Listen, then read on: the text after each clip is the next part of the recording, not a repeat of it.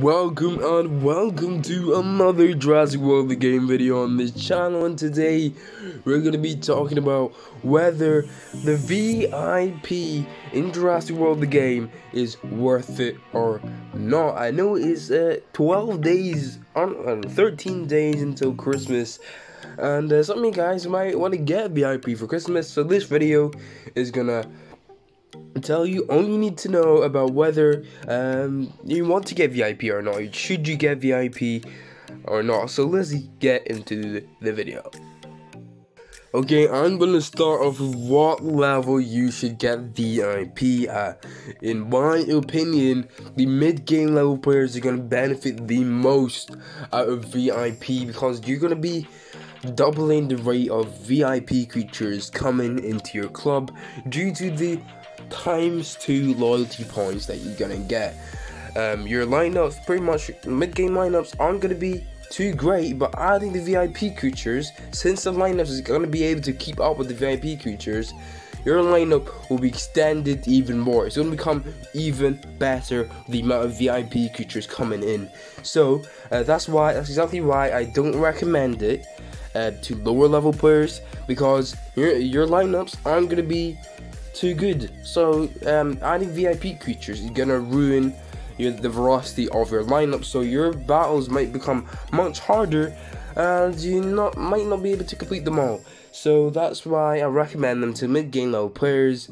And yeah, just one more thing I've got to add is that I recommend VIP when you're able to complete all these battles here. So every single battle that comes up, you're able to do completely, fully, because when getting VIP, you're gonna be faced up with these battle events as well. These will increase your VIP count as well, so that's why you need to be able to do them, because they'll be very, very worth it if you're able to do every single battle and plus the VIP battles as well. So let's start talking about the building that you get in VIP. So the first building, it's not the first building, it's the second building, but I'm doing in like ranking order. So which one's the worst, which one's the best, and this food factory right here is probably the worst. Just the fact that it is food. But the one advantage that you do get is that you don't have to spend coins getting the food. But the thing is, it is not a huge amount of food. And no matter, even if it's the first level, they get like 10,000 food every 24 hours. It's always going to be 24 hours. So the first couple of levels are going to be 10,000 food.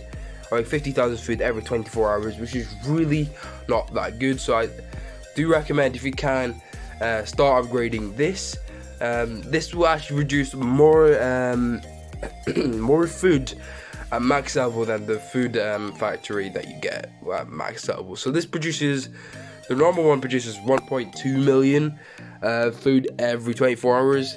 This building produces 260,000 food every 24 hours. So the good thing about it is you don't have to spend your coins, but when you're mid-game or end game player, you're not going to be worrying about coins that much, so that's why this building is at the last place.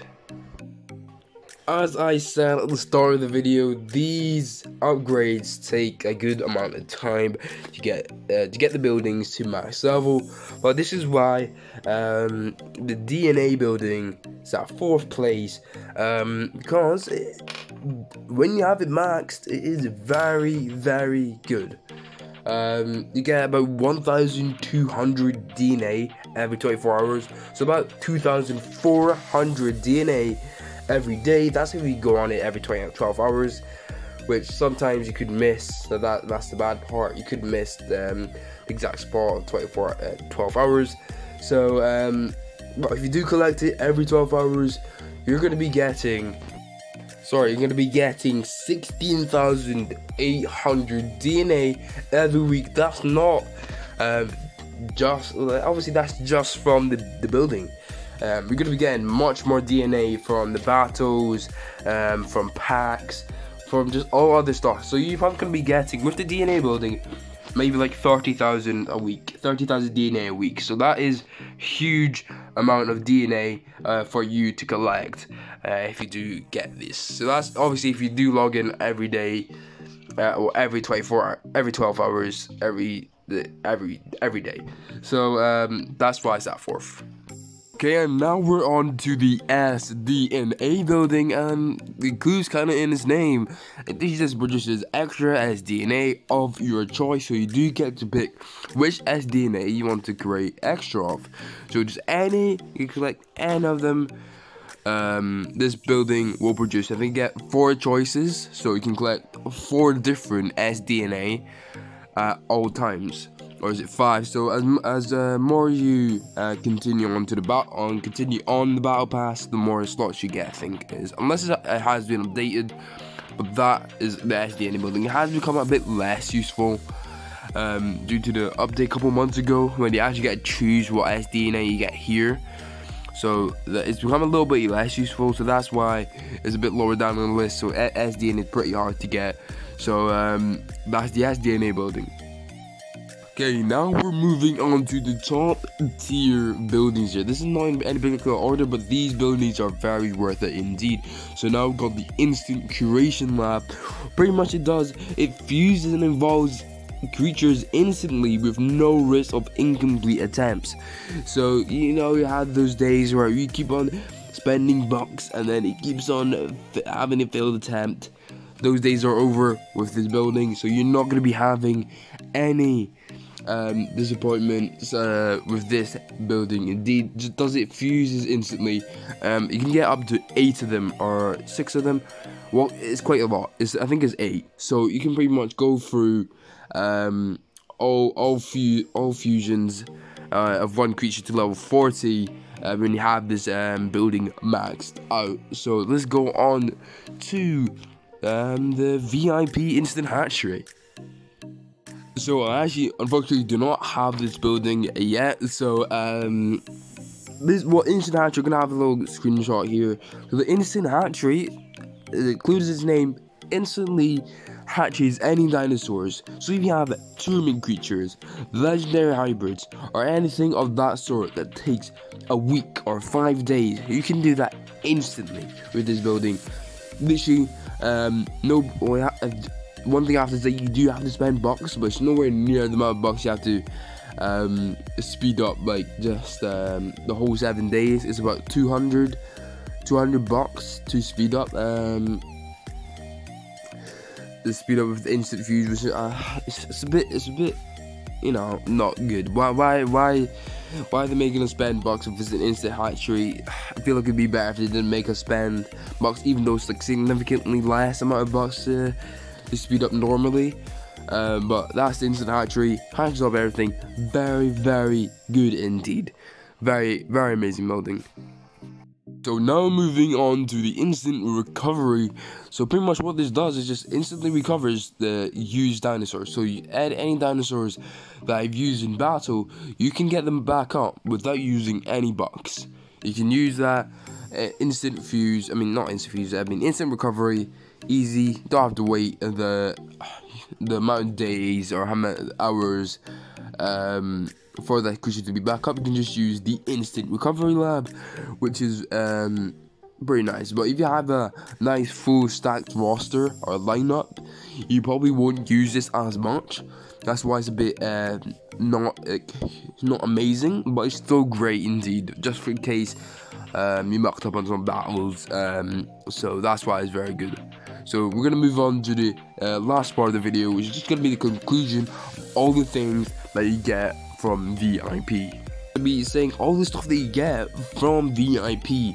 So you get all the 5 buildings that I've mentioned in this video. You get ×2 VIP points, so you're going to be doubling the amount of VIP creatures that you're going to be getting in your park. So your lineup is going to be increased hugely. More battles, so these battles right here, you're going to be very good. So even more VIP points from that, from the extra battles and extra creatures indeed. So you're going to be having VIP hugely impacts your lineup in a good way. It's amazing. exclusive tournaments. So some tournaments, it might not be a normal tournament here, but there's gonna be an exclusive VIP. So only for VIPs, you get exclusive tournaments for VIP creatures. So mostly what they are is usually these ones. So these packs right here, that usually cost 50,000. You can do a tournament for these, for the exclusive tournaments for VIP creatures. So you get more custom trades as well with VIP. So instead of getting one custom trade, you get 3 custom trades, which could be very, very good for maybe farming VIP points or farming creatures as well with that. And you also get the VIP mystery pack with that as well. So in general, VIP is very, very, very good. It can seriously impact your lineup hugely, and pretty much I recommend it. I recommend getting VIP. If obviously if you have money, obviously you don't need to get it. You can still, but VIP does make it faster. You know, it does make this game feel a lot faster, a lot better. You're getting better creatures faster and stuff like that. That's why VIP is very, very good. So if you guys do have any questions, please leave them down in the comment section below about VIP.